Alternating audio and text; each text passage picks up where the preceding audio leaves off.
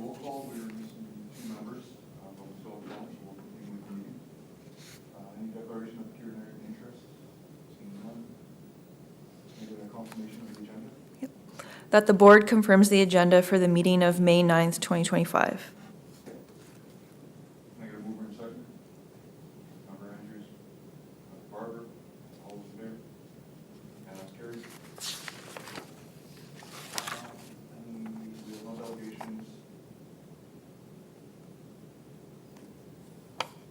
The minutes? Well, minutes first. Can I get a resolution for the minutes? Yep. That the board adopt the minutes noting no errors or omissions. Mover and second. Barber, Member Andrews, all those in favor? No delegations. I see no unfinished business. Any new business? No? All right, we'll move right into the reports. I'll pass it over to you, Chief. Thank you, Mr. Chair. Presented are the Monday morning reports and the notable incidents over the course of the last month. Rather self-explanatory, and subject to any questions, I provide them to the board for information.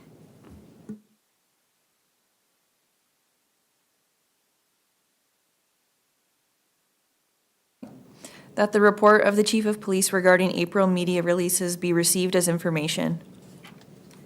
And a mover and second. Member Andrews, Member Barber, all those in favor? Okay. Correspondence, looks like we move into closed session. I think we have a couple more. Oh, sorry, yep, I'm skipping. A couple more reports. 8.2. Thank you, Mr. Chair. Presented is the budget as it stands.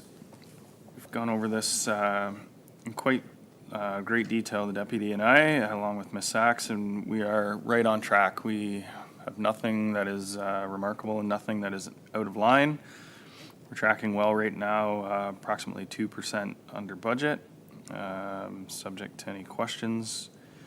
That's kind of it. The only thing, and as I mentioned last time, we had a couple vehicles, some significant repairs simply due to wear and tear in their mileage. One sitting at 102%, but we were, outside of oil changes, we should be in good shape for that moving forward. And if we draw from the pool from the other vehicles that likely won't need as much, we should be in very good shape there as well. Overall, we're sitting at 34% with the operating budget at the end of April. Subject to any questions.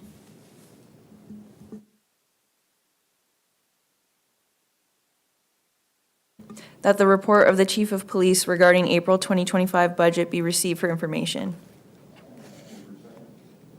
Member Barber, Member Andrews, all those in favor? Back to you, Chief. Thank you, Mr. Chair. Presented before the board is the Q1 collision stats as provided to us by our accident support services, who basically manage all of our accidents reports once they're submitted.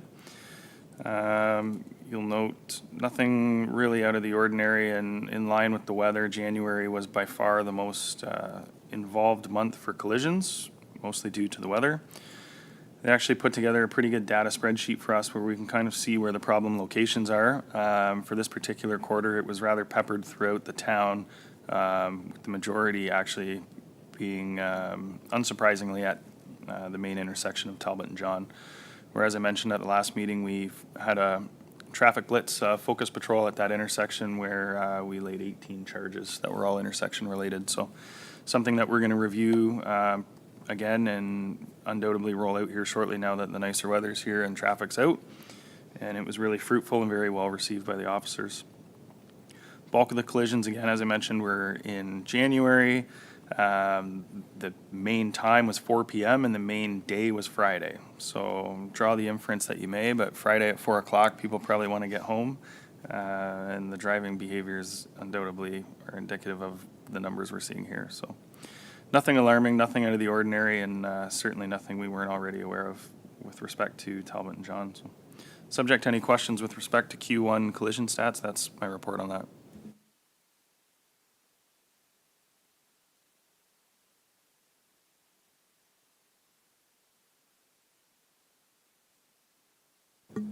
Yeah, the only thing that we can really probably make some sense of is exactly what I mentioned, just people in a different place wanting to get home and the week's done. So this data is actually pretty good that we're getting back, and the deputy's kind of analyzing it and looking at our traffic projects and how we're going to roll things out. So we're able to kind of take that and deploy our resources for enforcement, and that's kind of one of the things that's on the agenda for our next traffic blitz. So.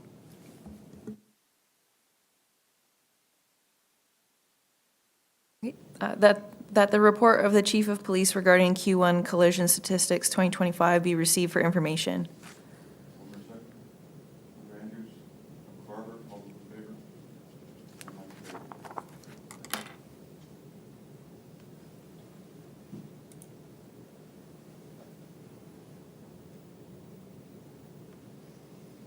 favor.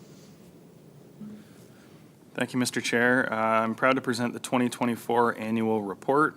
And again, my thanks to Michelle for the heavy lifting on all of the nice things that you see here. What you'll note is a bit of a different format than what we were doing before. It's certainly a bit of a modernized, more kind of approach in line with 2025. Follows the same format that we have before: a message from the chief, the message from the chair, obviously the board, in accordance with some of the new things that are outlined within the CSPA to provide the information of, we were actually already really in line with. So the organizational charts required, we put that in there. We decided to really highlight some staffing changes to kind of show the community who we've hired and kind of where we're at internally with an organization. So I think our little snapshot of the staffing changes really captured that. It's a bit of an homage to Chief Zonko Horvat on page 9 for his retirement that was announced in September. So provided that as well. The offense breakdown is in a bit of a clearer format, and rather than drawing kind of historic data that we were over the last 4 years that at some point becomes rather antiquated when you're looking at it, we've compared it over a 2-year period. So you'll see virtually everything has increased, and that was indicative of our increase in overall calls for service and our increased response. So the officers are, as I've mentioned, and I've been very vocal about this, they're very proactive, they're out there, they're digging, they're doing the work, and we're quite proud of that. So a nice little breakdown with the charges laid, broken into drug charges as well. Provincial charges laid, which includes basically anything that isn't criminal, so anything that a ticket or a provincial summons was issued for. And you'll see we processed 136 prisoners in and out of our cell block last year. The crime severity index data is dated a little bit, and that's simply because of the wait that we have with StatsCan and trying to get the data published. So we've got the 2023 in here for now. We may update that once we get the full 2024 released, but in essence of time, that's where we're at with that. One of the notables with the violent crime is we've actually seen, while we're having an increase in calls for service and an increase workload, we've actually seen a 14% decrease in violent crimes, which is one of the things that we are obviously most cognizant of within the town, and something that I feel like our presence and our response has been very, very complimentary of. Property crime, we've also seen a decrease as well, albeit marginal at 6%, but a decrease is a decrease. Our impaired driving, the numbers are quite clear here too. The number of impaired drivers arrested was a 27% increase from 22 to 28.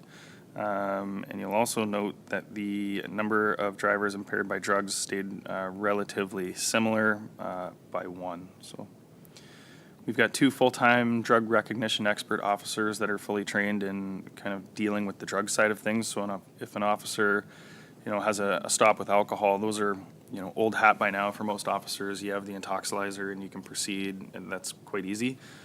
The impaired by drug is a little more challenging and requires a little bit more work, a little bit more expertise, but ratio-wise, we're sitting exceptional, having 2 at our disposal that we're able to call in, and they're staying busy with that. So.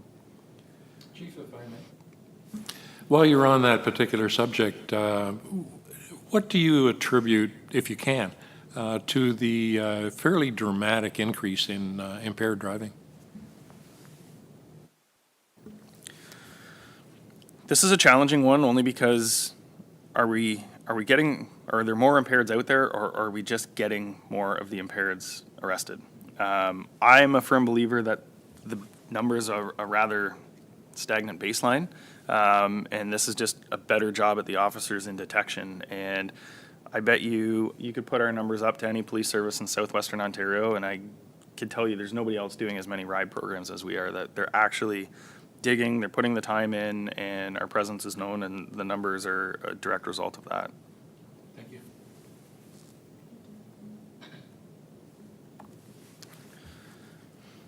So moving along, drug crime, again, 27% increase, but this is one of those ones that's somewhat not in our control as far as the possession charges. A lot of times we will arrest people for a different substantive offense, and if they have drugs incident to their arrest, that's where the charges come. Substantive drug investigations are very challenging and very time consuming, but we've actually put some time and resources into that, especially with both Chris and I having the bulk of our career having spent in drug crime. We're quite passionate about this. So drug crime is one of the things that we're going to be targeting and is in line with our strategic plan as well moving forward. Domestics, this is a number of domestic disputes, 6% decrease, rather marginal, however, from 63 to 59. So that's nothing that's overly surprising and a rather stagnant baseline. Motor vehicle collisions, likewise, a 10% increase. Nothing dramatic there, nothing that stands out to us. Again, with the data at Talbot and John, we've put some enforcement programs into play, and we'll continue to do so where the issues appear to be. One of the notable employee recognitions that you'll see here is that Constable Amanda Ross was a recipient of the St. John's Ambulance Life Saving Award. This was in response to a serious motor vehicle collision where she responded where one of the drivers was vital signs absent, and she did an exceptional job taking this on her own, first on scene, administered CPR, removed a driver from the vehicle, and did a very good job. So she was recognized at the St. John's level at that, and the chair and myself, along with Constable Long, were happy to present that award to her. So 911 calls, this is a good stat, 38% decrease from 224 to 137. So that's obviously diverting non-emergency calls from the comm center that tie up the 911 lines and the communicators. The OACP has also released some materials in one of their campaigns right now, which is actually a 911 diversion program. So it's more advertising, and there's a bunch of resources and media releases in their toolkit that we're also going to put out likely today as well, just to educate the public on that note. And it's a provincial-wide undertaking. Mental health calls, this is a pretty good decrease, 38%. And I entirely attribute this to kind of the diversion on the back end of calls that's being conducted by our officers and the MCERT follow-ups that are being conducted by our mental health worker. We still only have her 1 or sometimes 2 days a week. It fluctuates a little bit, but we use her 5 days a week with calls that can be conducted by the telephone, or she comes out and does the follow-ups even when she's not bona fide in our office, and that's been going quite well. I mentioned it before, the partnership with probation, and we saw it again on Wednesday. We had people reporting for probation, and Abby was sitting there waiting for them to give them the resources they were asking for, and we're finding great success in that. Suspect apprehension pursuits. This is one of those words or one of those sentences that's a bit misleading. So pursuits, when we actually chase people that aren't stopping, and all the things you see in the media. A fail to stop is when we try to stop someone and they fail to stop. So the ministry requirement is that we submit fail to stop reports for all fail to stops, and there is a difference between the fail to stop and when they actually become a pursuit, which, as we know, is quite a danger to the public. So on 4 occasions, fail to stop reports were submitted during 2024 by our officers. 2 were in relation to motorcycles that took off and refused to stop, and 2 were for vehicles. Every single solitary fail to stop report in our policy and procedures submitted to the sergeant and to the deputy chief on that date before the officer goes off duty, so that it's reviewed at the administrative level to ensure that there's no policy breaches and that everything's done in accordance with the Act. And in all 4 circumstances, the officers left it at a fail to stop. They didn't engage in a pursuit, and public safety was paramount. So we're happy to report that in all circumstances there, everything was followed properly. The collection of identifying information in certain circumstances, as you'll remember, this is the spin-off from all of the street check talk that used to be, at the forefront of everything. We had no incidents that required or triggered any of the reporting or the receipts being given in 2024. Missing person urgent demand reports, as I reported previously. We had 17 missing person reports filed in 2024 with us. There's no one currently outstanding, and 9 urgent demand requests for records were made during that time period. Use of force reports, we had 3 submitted for the year of 2024. 2 were submitted when officers drew their taser as a display of force, and 1 was when we had to dispatch a sick or injured animal through a firearm, and that triggers a report as well. Exactly in line with the fail to stop reports, those are submitted in accordance with policy by the end of the shift by the officer that lands in the deputy's inbox. He and I at the time review all those, and there was absolutely no concerns with the use of force that was applied. The nice thing too, especially now with body cam, we review the body cam in line with the use of force reports, and again, it really paints a fulsome picture, and there's absolutely no concerns. And we're happy to report the officers are quite in line with their training. Professional standards in 2024, we had 1 complaint, and it was actually one that spilled over from 2023, and it was concluded and it was adjudicated by ultimately the director of the OIPRD at the time, and is no longer an issue, and none of the allegations were substantiated, and in fact, the director of the OIPRD was quite complimentary of the Aylmer Police. So throughout 2024, we had 1 SIU investigation in which our officers were designated as subject officers, and that was in relation to a motorcycle that had failed to stop. We were also part of a special investigations unit in conjunction with the OPP.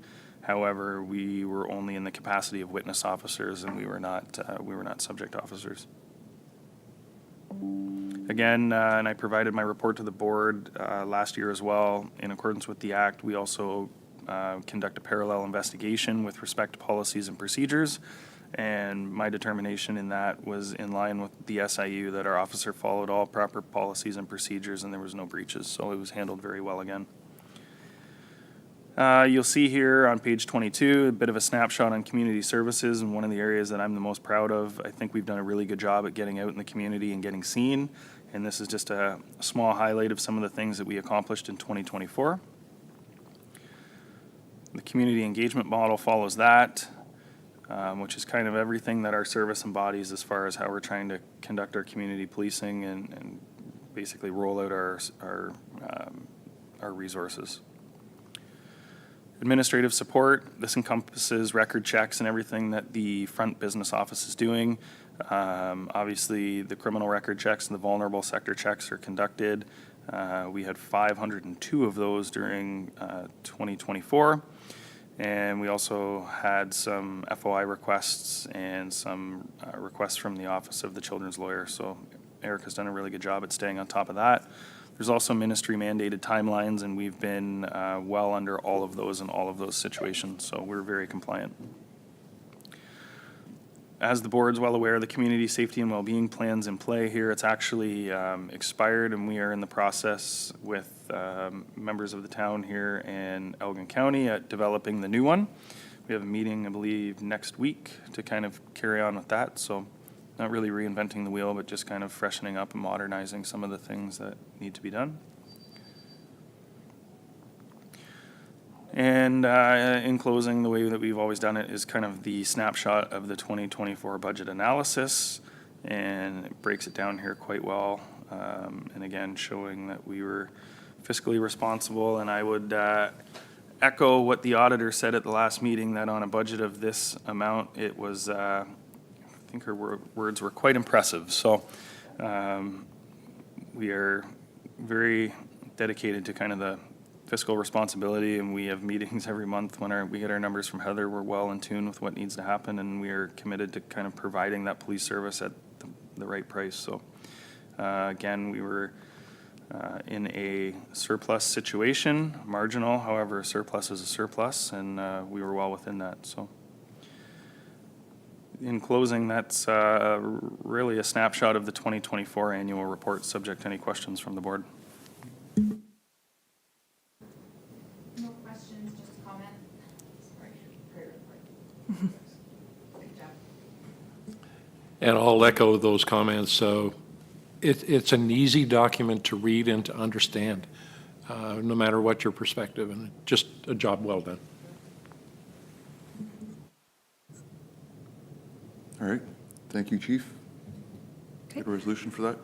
That the annual report 2024 be received for information and adopted by the board. Mover and seconder, Member Andrews, Member Barber, all those in favor? All right, and that's carried. Seeing no correspondence, now we move to closed session. I was trying to skip that and get out of here early, but now let's move to closed session. That the Police Service Board shall move into a meeting closed to the public at 9:22 a.m. to consider Chief of Police negotiations, and that consideration of this item is closed to the public pursuant to Section 44(2)(d) of the Community Safety and Policing Act 2019 as amended, as the subject matter pertains to D, labor relations or employee negotiations.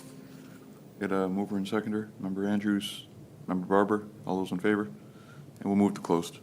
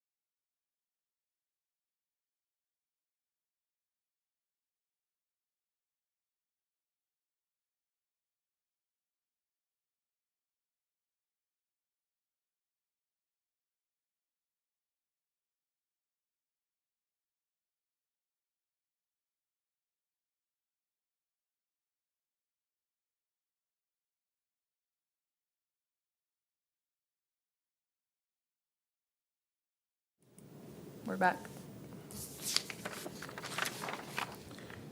All right, we'll get a resolution. That the board rise from the meeting closed to the public at 9:32 a.m. and reports the following: that the board received the report of the chief of police for information, and that the board provided direction to the chief of police. Can I get a mover and seconder? Member Andrews, Member Barber, all those in favor? All right, and we'll move to adjournment. That the board now adjourn at 9:32 a.m. Mover and seconder? It's my turn. It's your turn, yeah. Member Barber, Member Andrews, all those in favor? And we're adjourned. Thank you. Gee,